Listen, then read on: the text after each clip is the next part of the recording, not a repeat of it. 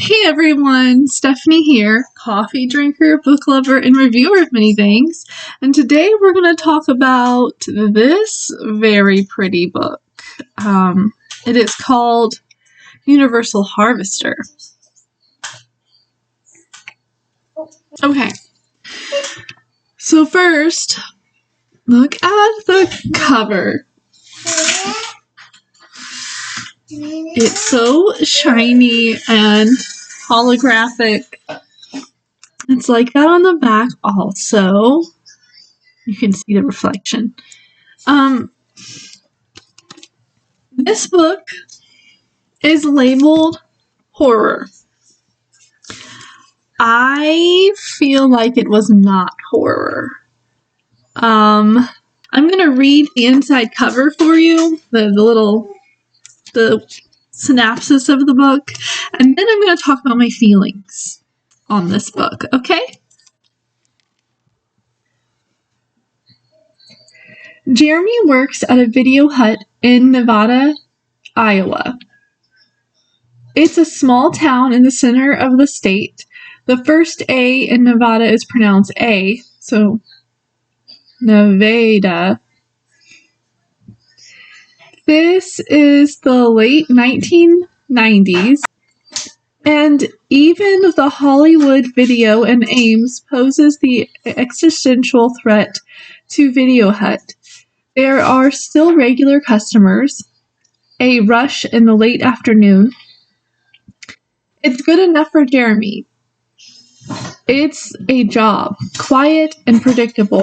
It gets him out of the house, where he lives with his dad, and where they both try to avoid missing Mom, who died 6 years ago in a car wreck. But then a local school teacher comes in to return her copy of Targets, and the old movie starring Boris Karloff. One Jeremy himself had ordered for the store. She has an odd complaint. There's something on it, she says, but doesn't elaborate. 2 days later, a different customer returns a different tape, a new release, and says it's not defective exactly, but altered. There's another movie on this tape. Jeremy doesn't want to be curious, but he brings the movies home and takes a look. And indeed, in the middle of each movie, the screen blinks dark for a moment, and the movie is replaced by a few of jagged, poorly lit home movies. The scenes are odd and sometimes violent, dark, and deeply disquieting. There are no identifiable faces, no dialogue or explanation. The first video has just a faint sound of someone breathing, but there are some recognizable landmarks. These have been shot just outside of town. So begins John Darnielle's haunting and masterfully unsettling Universal Harvester. The once placid Iowa fields and farmhouses are sinister and imbued with loss and instability and profound foreboding. This novel will take Jeremy and those around him deeper into the landscape than they ever expected to go. They will become part of the story that unfolds years into the past and years into the future, part of an impossible search for something someone once lost that they would do anything to regain. Okay. So at first, when you get glimpses of these little shots that are inside other movies, it is a little jarring. You're like, ooh, that's like, But you don't ever get really we, as the book reader, don't get a full glimpse of what these terrifying shots are. We get bits and pieces. Like, the first time Jeremy watches or sees it, he doesn't talk, like, it doesn't tell you what he's watching. It says, oh, it's a video of the inside of a barn with a chair. That's what we get. Then later we get more of what he saw, but not all in one. So at no point am I like, oh, there's a person in a chair, and then they got up, and then they were knocked down. And there is one time when Jeremy's dad's girlfriend comes over, and they're watching a movie, like, as a group, and the clip is of a woman running away, and Jeremy's dad is like, "That's your mom." And there's a whole discussion about that. Obviously, I don't think that relationship worked out. You don't really find out much about the previous videos. You find out about the video Jeremy is involved in. You figure out a little bit of, this story has more backstory than anything else, okay? Sorry, my foot itched. I felt like the scariest thing in this book was the fact that it was showing how life changed when we started getting more into technology. That was a scary, seriously, like, and you felt the sadness because it talks about how there was VHS tapes, and then those started going away. And there's a part where skips around a lot, okay? So you have Jeremy, who's in the 90s, the late 90s, and then it does a flashback to it has a flashback to 1969 and about Lisa, who is in charge of the tapes, putting the stuff onto the tapes, which you kind of find out about later, and how she learned, like, we never fully understand how she learned to do any of this stuff. And then there's a flash forward to Jeremy later in life, and he's teaching an old man how to use new farming equipment. And he has a flashback to when he was a part of the videos.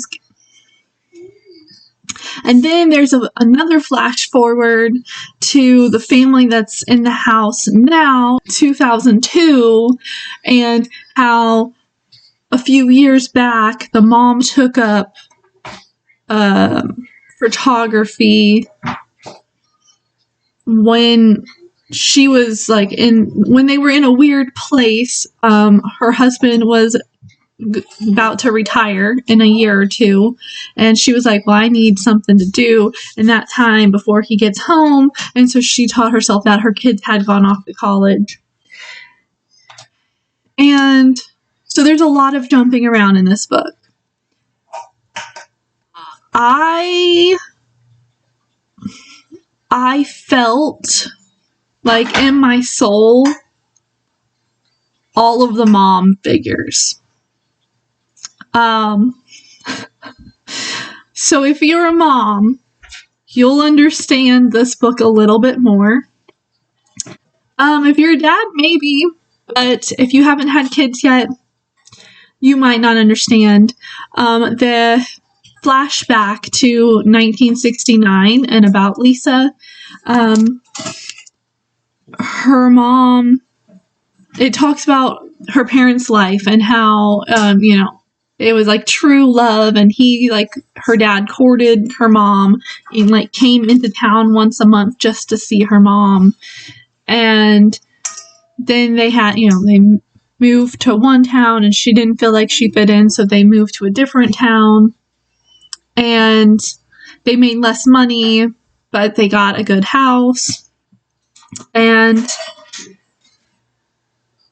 there are parts of the way the mom is thinking that I was like, yeah. So she's 35-ish. She's 35-ish, and she is starting to understand that she feels old. Like, I get it. I feel old. Sometimes I'm like, oh man. Like, you hear the music from your childhood in the grocery store, and you're like, it hasn't been that long. Or your clothing style comes back from when you were a kid. It's a little jarring. And so up to this point, like, she had went to college. She was like the first female in her family to go to college, and like she was going places, and then she fell in love and got married. And it was like, now she's just a mom. She was like, I don't even go to church anymore. And she starts going to Bible study once a week, and then she meets a homeless guy, and he's a cult leader. It doesn't say that in this book, I don't think, unless I missed it. But he it talks about how he grooms her one Sunday at a time, and then the whole group gets up and moves, leaving their families. How that is connected to the little clips of movie that is being placed on the VHS tapes, you find out almost at the very end of the book. Like, you hear what happens to Lisa and her dad after mom disappears. The last chapter. Was it the last chapter? Maybe the second to last chapter. I don't remember. And you feel bad for Lisa. You feel like she's a little bit crazy throughout the book whenever you talk to her.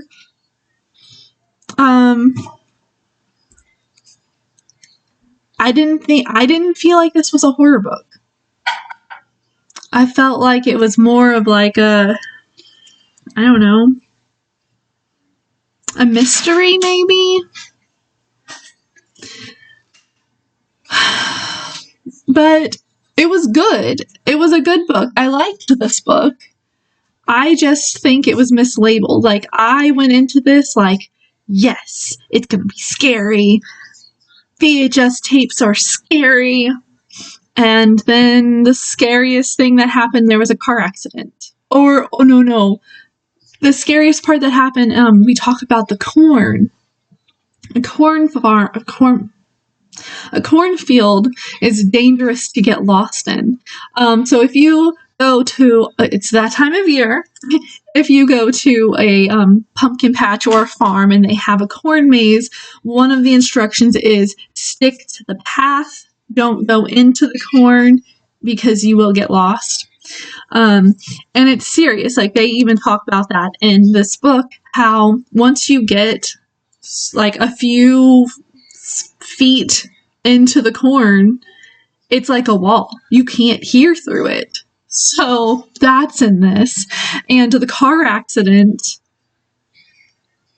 is pretty traumatizing. I'm not gonna lie. Like, you come upon the car accident of someone you know. So missing mom, a dead mom, and then a mom who feels like they've lost themselves, a mom who is happy to see her kids after they've gone away to college. All in this book. This book is about moms. In fact, in the acknowledgement in the back, because yes, I read those, it says, "This is a book largely about mothers, and it would be a grave oversight not to thank my own mother." So, the writer, John Darnielle, I think is how you say it, I don't know. He thanks his mom, and he thanks his wife, and he specifies about them being moms. So, I thought it was neat.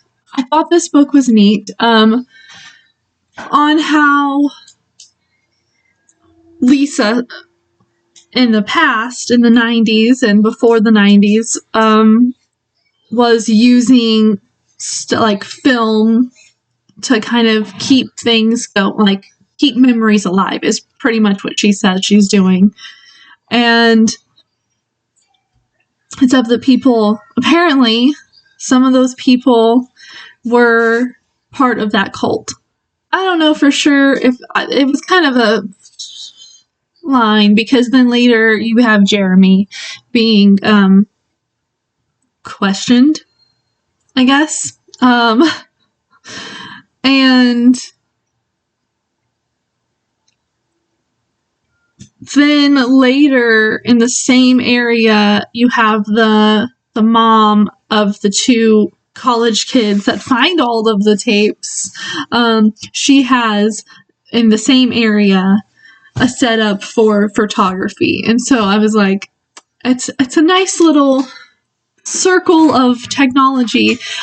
There is a part where her son, at the end is like, you don't have any internet in this place, or one bar. I have one bar on my, because he's holding his phone.